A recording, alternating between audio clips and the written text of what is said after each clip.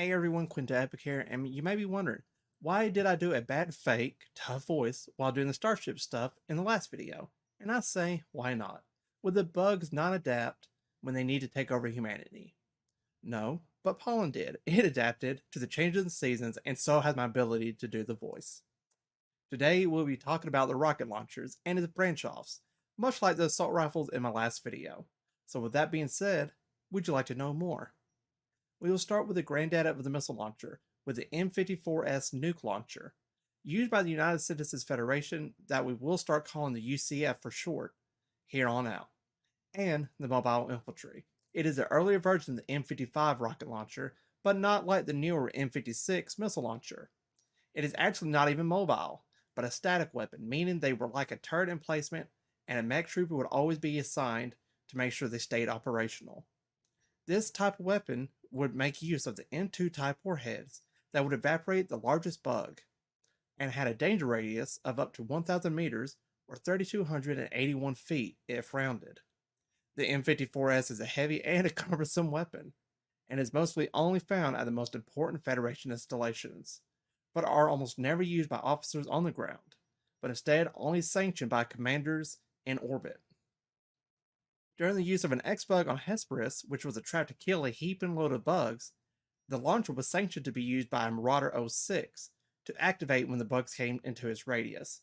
And while it did fire, it also had a consequence, causing a huge EMP burst that would shut down the facility it was fired from and causing it to have to restart. Before we go to the next weapon, I would like to say there's actually very little mention of a full-fledged nuke that we might know of today, except for one occasion called the John A. Warden incident, where a Federation base would launch 4 nuclear missiles from the L6 satellite base to destroy it because of the Queen Bug taking it over. And when they shot at the John A. Warden, the Queen Bug was able to destroy them all easily, and it had no effect. So, yeah, that happens. Now, back to your regular programming. The M55 rocket launcher were used during the First Bug War and was issued to the 6th Division of Mobile Infantry during the campaign against Klendathu and the other planets in its system, primarily used by the UCF and the Mobile Infantry. Now, while missiles are good, how about nukes? That is right. They fired tactical oxygen nukes. From them, that was primarily used to destroy plasma bugs or even entire nest systems by shooting it down. You heard right, the bug hole. Now, you may be asking, what is this grenade-sized peacemaker? Well, unlike fission or fission/fusion nuclear weapons, it's an ultra-low yield, pure fusion nuke. It releases energy like a conventional nuclear weapon, but does not require fissile materials such as plutonium or uranium, and so it produces no nuclear fallout after the explosion, making it super effective for the mobile infantry since they can fire it at a plasma bug and rush in immediately after to continue their assault. It is loaded as a smart missile, meaning it is extremely maneuverable, and it is detonated with a proximity fuse, but for fun, it also has an impact fuse for long range. Assuming the proximity fuse is primarily when you have no way to fire it and you're going to die anyways, so you might as well take as many bugs with you as possible.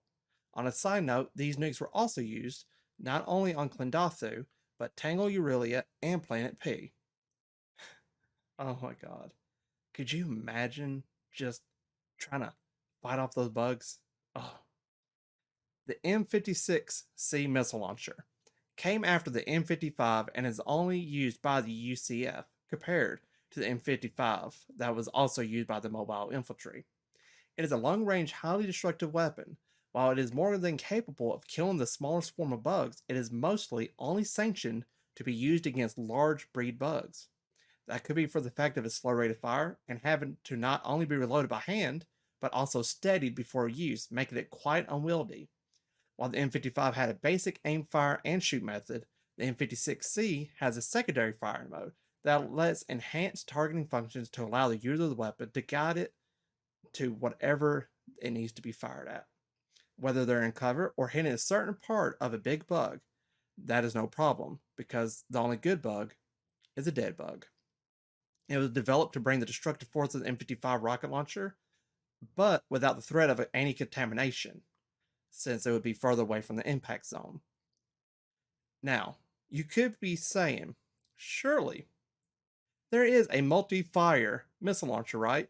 There has to be a volley missile, and you will be correct because of the multiple rocket launcher, or the MRL for short, which in the name is multiple rocket launchers. Because why overcomplicate things?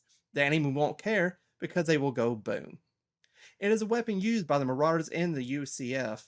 It is a weapon that is processed and only used by the Marauders, and is a portable version of the missile pods on the drop ships.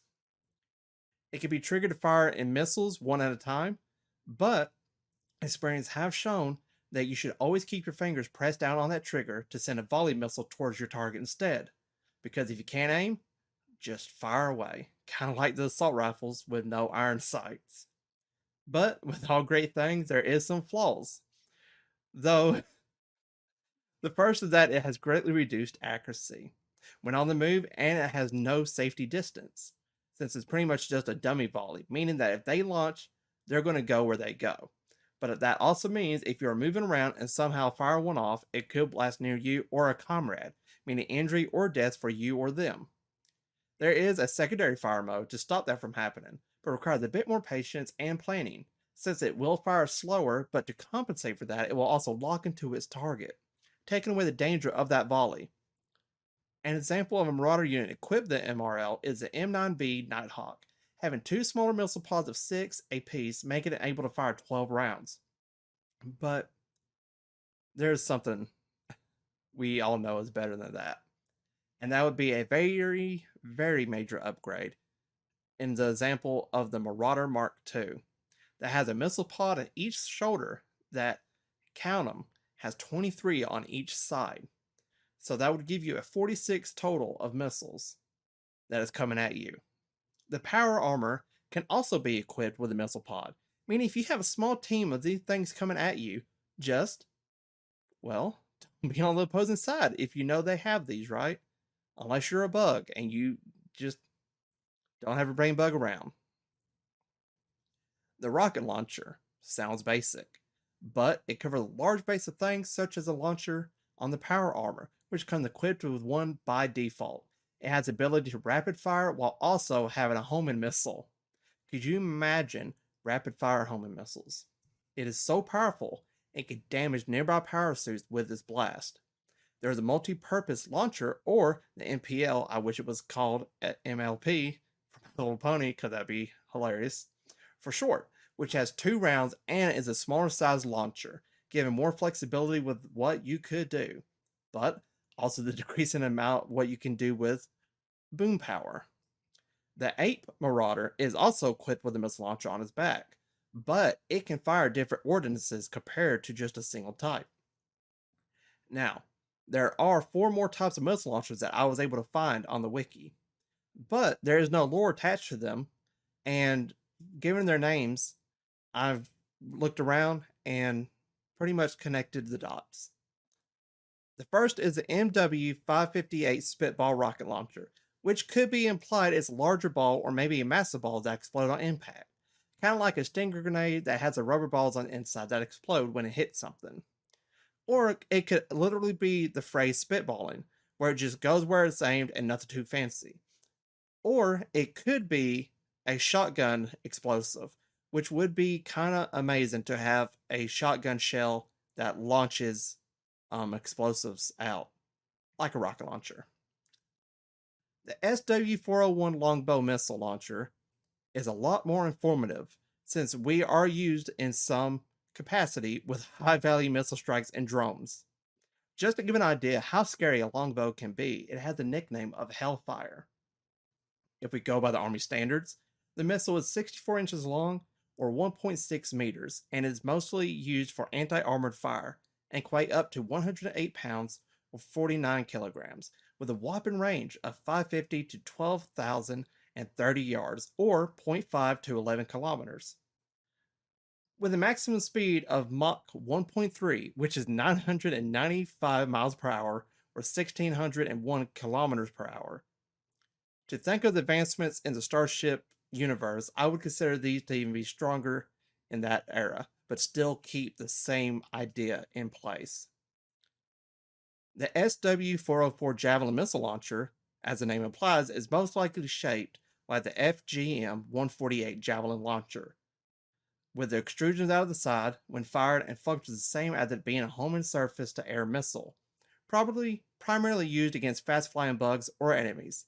If we compare it to the rounds we have of today, it was probably infrared, homing, and could be portable by men, and have a blast radius of around 30 through 36 inches or 760 through 910 meters. If taken by the original range of it, it can reach up to 1.6 or 2,500 meters. The last weapon is the SW-414 Rapier, the AA missile launcher.